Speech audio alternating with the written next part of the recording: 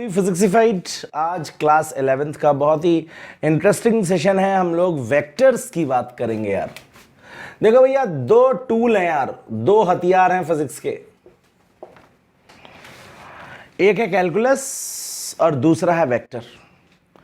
इन दोनों हथियारों के बिना फिजिक्स को हैंडल करना, फिजिक्स को पढ़ना मुश्किल ही नहीं, नामुमकिन है, मैं बता रहा हूं। तो ये वेक्टर क्या है? What is vector? तो अगर जाएं हम इसके वर्ड के ओरिजिन पे, तो वेक्टर जिस लैटिन वर्ड से आया है उस लैटिन वर्ड के मायने होते हैं कैरियर। कैरियर वो नहीं पढ़ लिख के जो तुम बना रहे हो, वो ये होता है। हाँ, मुझे पता है तुम्हें इंग्लिश आती है।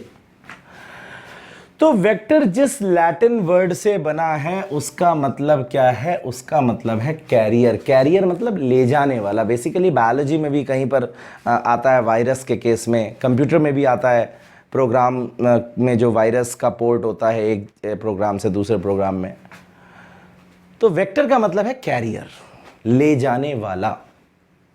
अगर मान लो तुम कहीं बैठते हो, किसी ऑटो पे, किसी बस पे, किसी ट्रेन पे, और उस ऑटो ड्राइवर को, बस ड्राइवर को, ट्रेन ड्राइवर को पता ही नहीं है तुम्हें जहां जाना है, उस जगह का डायरेक्शन, उस जगह कैसे जाना है, कैसे मुड़ के जाना है, किस गली से होकर के जाना है, तो क्या वो तुम्हें ले जा पाएगा? अगर तुम्हारा कैरियर तुम्हारे डेस्टिनेशन का डायरेक्शन नहीं जानता है तो वो तुम्हें नहीं ले जा पाएगा। तो भैया यहीं पर जो हार्ट ऑफ द वर्ड है, वर्ड जहां से ओरिजिनेट हुआ है, उसकी भावनाओं को समझें तो वेक्टर में सबसे इंपॉर्टेंट बात जो है वो है डायरेक्शन। डायरेक्शन। अब कैसा डायरेक्शन? देखो भैया, जब हम मोशन इन वन डायमेंशन पढ़ते हैं, जब हम motion in a straight line पढ़ते हैं काइनेमेटिक्स में, तो हमें वेक्टर्स की बिल्कुल जरूरत नहीं पड़ती है भी नहीं। काइनेमेटिक्स में जो चैप्टर है, चैप्टर 1 जो है motion in straight line, motion in one dimension, वहां पर हमें वेक्टर्स की जरूरत नहीं पड़ती। बात ही नहीं करते वेक्टर्स की, बस थोड़ा बहुत इंट्रोडक्शन में बता देते हैं कि भाई डिस्टेंस स्केलर है, डिस्प्लेसमेंट वेक्टर है, स्पीड स्केलर है, वेलोसिटी वेक्टर है। लेकिन वहां हमें जरूरत नहीं पड़ती वेक्टर्स की। वहां पॉजिटिव निगेटिव से काम चल जाता है, प्लस माइनस से काम चल जाता है। तो दुनिया अगर वन डायमेंशनल होती तो शायद वेक्टर्स का एग्जिस्टेंस भी नहीं होता। सोचो दुनिया वन डायमेंशनल होती, तुम किसी का घर पूछते हो, बता देता भैया मेरा घर यहां से 5 किलोमीटर है। एक बार 5 किलोमीटर एक साइड जाते, एक बार दूसरी साइड जाते, कहीं ना कहीं तो होता उसका घर। लेकिन दुनिया वन डायमेंशनल नहीं है, 3 डायमेंशनल है।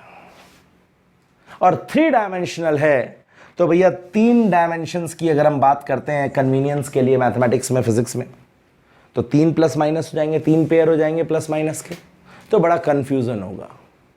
इसलिए एक एप्रोप्रिएट डायरेक्शन की जरूरत होगी, एक सटीक डायरेक्शन की जरूरत होगी, और उसके लिए हमें वेक्टर्स की जरूरत पड़ती है।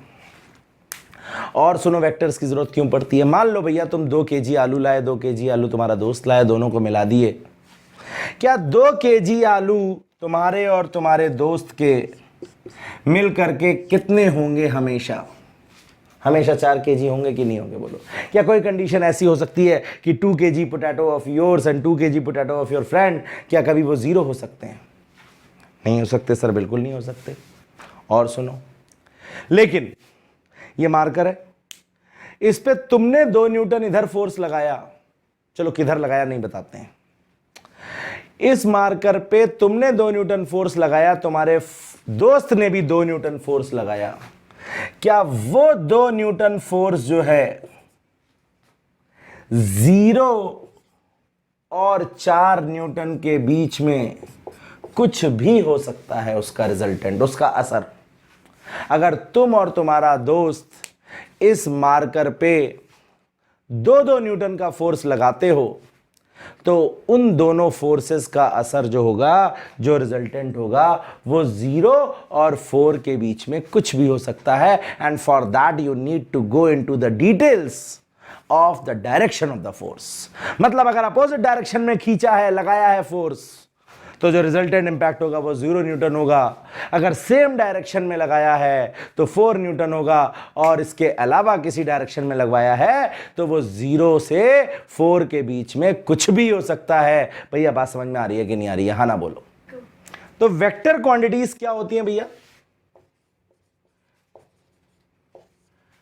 फिजिक्स में वेक्टर क्वांटिटीज वो क्वांटिटीज होती हैं जिनके पास मैग्नीट्यूड होता है।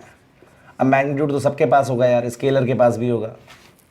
मैग्नीट्यूड मतलब न्यूमेरिकल वैल्यू, और यूनिट जो एसोसिएटेड है कि 10 न्यूटन फोर्स है, 10 मीटर पर सेकंड की स्पीड से भाग रहा है, 10 मीटर पर सेकंड स्क्वायर का एक्सेलरेशन है।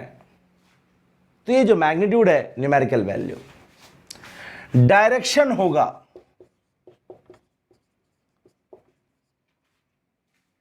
अब एक दिक्कत आ जाती है यार कि मैग्नीट्यूड भी होता है, डायरेक्शन भी होता है, फिर भी कुछ क्वांटिटीज स्केलर हो जाती हैं, जैसे करंट, जैसे मोमेंट ऑफ इनर्शिया। आगे चल के उन्हें टेंसर क्वांटिटीज कहेंगे हम लोग।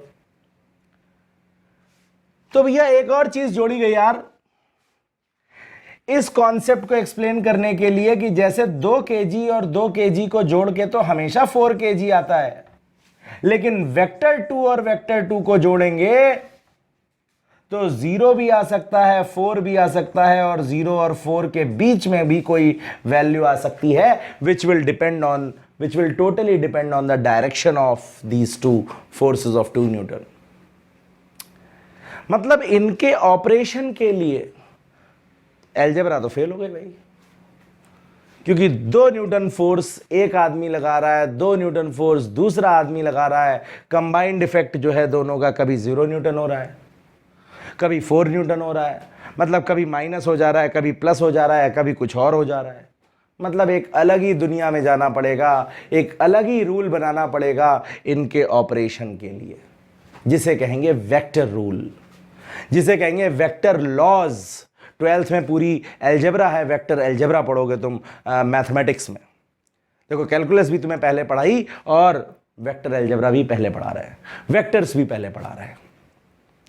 तो these quantities obey special laws for their operation, जिन्हें हम कहेंगे वेक्टर लॉज। पढ़ेंगे हम triangle law vector addition, parallelogram law vector addition. तो ये तीनों कंडीशंस जो क्वांटिटीज फुलफिल करती हैं उन्हें हम कहते हैं वेक्टर क्वांटिटीज। अब नेचुरल सी बात है, जब वेक्टर क्वांटिटीज समझ गए तो स्केलर क्वांटिटीज क्या होंगी? स्केलर क्वांटिटीज के पास केवल और केवल मैग्नीट्यूड होगा, डायरेक्शन 99% नहीं होगा,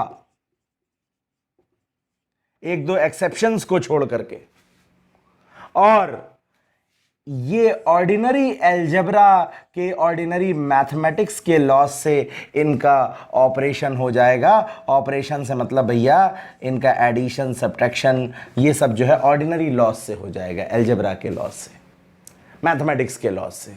तो ऐसी क्वांटिटीज को हम क्या कहते हैं? स्केलर क्वांटिटीज कहते हैं। क्या कहते हैं ऐसी क्वांटिटीज को? स्केलर क्वांटिटीज कहते हैं। और ऐसी क्वांटिटीज को क्या कहते हैं? वेक्टर क्वांटिटीज कहते हैं। बात समझ में आएगी नहीं आई? बोलो।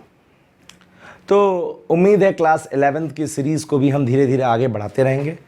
टाइप्स ऑफ वेक्टर्स पढ़ेंगे, लॉज ऑफ वेक्टर्स पढ़ेंगे, काइनेमेटिक्स को डिटेल में डिस्कस करेंगे along with the problems which are asked in JEE mains and as well as those जो आपके एनसीईआरटी में हैं। तो keep watching and stay tuned to be physicsified. Thank you very much.